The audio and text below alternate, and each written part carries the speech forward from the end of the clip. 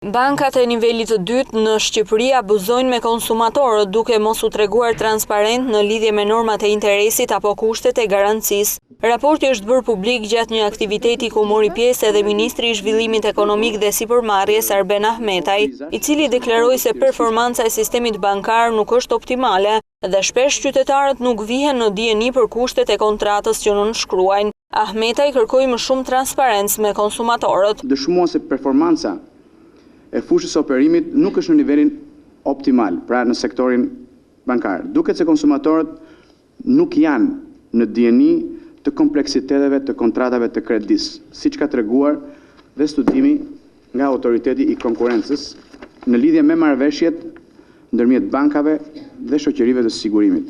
Ne duam të ndihmojmë sa më shumë që këto të drejtat e konsumatorëve të jenë të garantuara, si nga operatorët bankar, ashtu dhe nga institucionet mbikëqyrëse.